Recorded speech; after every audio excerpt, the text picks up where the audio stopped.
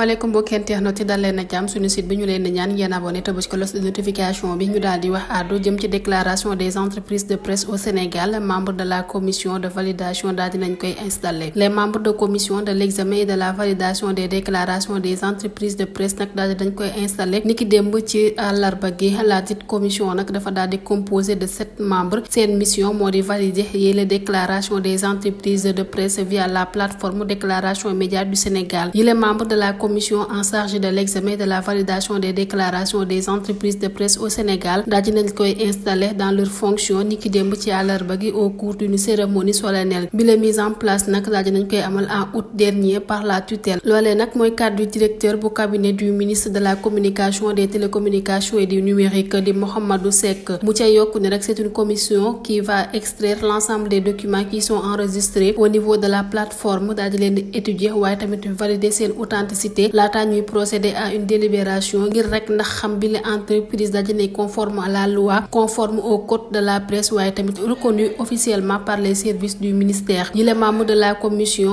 au nombre de 7 daal dina désormais chargé wu valider yi les déclarations des entreprises de presse via la plateforme déclaration média du Sénégal mise en place en août dernier par la tutelle. loolee nag mu di explication kii di Mohamed Seck, le directeur bu cabinet du ministre de la communication, des télécommunications et des numériques. commission bi nag mission ba ko tax a jóg moo di vérifier waaye tamit valider yi la déclaration des entreprises de presse enregistrées ci plateforme numérique déclaration média du Sénégal mise en service en août dernier par le ministre de la communication, des télécommunications et des numériques. Selon Mohamed Seck, le directeur bu cabinet du ministre de tutelle, rôle bi la commission moo di garantir la conformité des entreprises avec le code de la presse en authentifiant les documents soumis. Chaque entreprise validée dina daal di recevoir ab reconnaissance officielle des services du ministère di renforcer seen crédibilité à leur statut égal. À ce jour 167 entreprises de presse daal dinañuy inscrire ci bile plateforme di marqué ab engouement certain pour cette initiative. Dans un premier temps bile commission nag dina daal di examiner yile dossier ngir assurer seen conformité mu di ab liggéey boo xam ne dafa évolutif waaye tamit minutieux avec un impact réel sur la qualité et la régulation de la presse sénégalaise. ñu daal di wax àddu jëm ci gestion des deniers publics ab scandale à hauteur de 427 milliards de francs CFA daal dinañ koy dévoiler. Selon Libération bi nga xam ne moo joxe bi la information,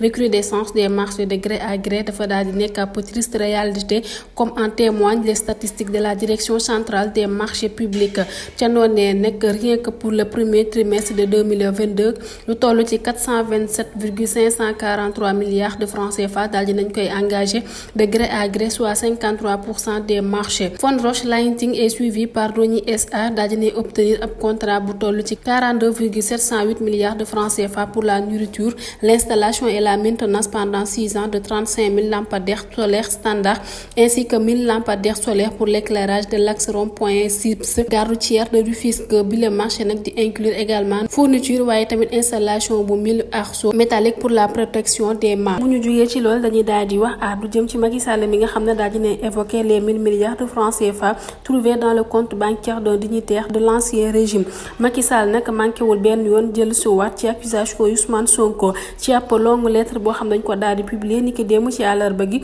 bi les ancien chef d'état nag daal dinay évoquer mbirum 1000 milliards de francs CFA yi nga xam ne rek kii di suñu premier ministre di Ousmane Sonko daal dina koy révéler te it daal dinay nier bi les informations impliquant que des professionnels de la banque l'ont aussi démenti. Selon Macky Sall bi la note souveraine bu Sénégal nag daal dinay dégradé par 2 urgences et d'évaluation suite à ces affirmations intempestives, calomnieuses et sans fondement, dont la dernière encore plus grotesque qui porte sur un prétendu compte bancaire aux 1000 milliards de francs CFA a été vite démentie par des professionnels de la banque et n'a pu tromper personne. Au même moment, le scandale présumé de l'ONAS et de l'Azertar a été élucidé. Voilà ce qui n'inspire la confiance d'aucun bailleur ni investisseur. Voilà ce qui va assombrir davantage les perspectives de l'économie nationale, mettre en péril des entreprises et des emplois, aggraver le chômage des jeunes et tuer à petit feu le secteur privé formel et informel. loolee nag mooy kàddu ki nga xamante ne ni moo di Macky Sall nekkoon fi njiitum réewum Sénégal. bu ñu jugee ci lool dañuy daal di wax àddu jëm ci mbirum Mame Mbaye Niang. Pôle judiciaire financier nag au Sénégal daal dina intensifier ses efforts ngir élucider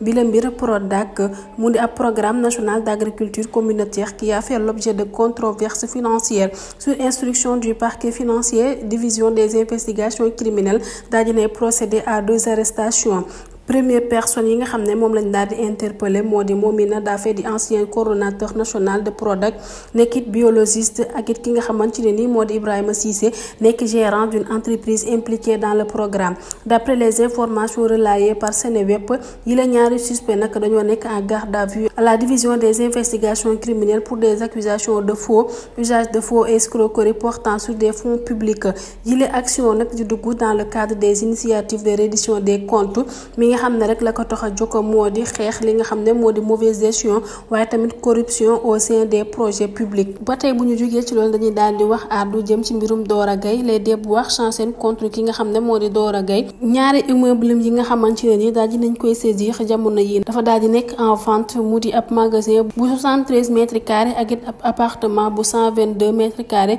nekk foofee ca cité Kër Góor gi bi la homme d'affaires yi Dora Gaye nag dama jamono yi mi ngi ci guddi gu bat setagula ndax nag élargi récemment de prison risque de perte de 2 biens immobiliers situés à la cité Kër Góor gi mu di ab magasin waaye tam ab appartement situé au rez-de-chaussée d'un immeuble de ce quartier yi la bien nga xamante ne ni Dora Gaye da ko daal di am en contre-propriété avec son épouse daal di nañ koy saisir par l'union des mutuelles alliance de crédit et d'épargne pour la production mi nga xam ne rek day daal di réclamer ci ki nga xam ne moo di Dora Gaye le remboursement d'un prêt d'environ 100 de millions de francs CFA. ASEP nag daal di aviser le juge de la chambre des assises immobilières bi la mbir nag daal di nañ koy examiner par un juge du tribunal de commerce talaata bii ñu weesu daal di nañuy renvoyer la cause et les parties à l'audience d'adjudication du 10 décembre prochain. Magasin ba ak li nga xam ne moo di appartement bu Dora Gaye ba nag boo moytuwulee dinañ ko daal di jaay. Le quotidien d'information daal di ne xam la ne mise à prix des 2 biens et respectivement de 12 millions de francs CFA ak it 21 millions 350 000 de francs CFA bi la mbir nag daal di ñëw alors que ki nga xamante ne ni moo di Dora Gaye dafa nekk sous contrôle judiciaire pour une autre procédure mu di escroquerie foncière pour plus d'1 milliard de francs CFA. Loolee nag daal di valoir ab court séjour en prison daal di ne recouvrer la liberté le 28 juin contre l'engagement auprès de la partie civile dans le cadre d'un protocole de payer le montant dû.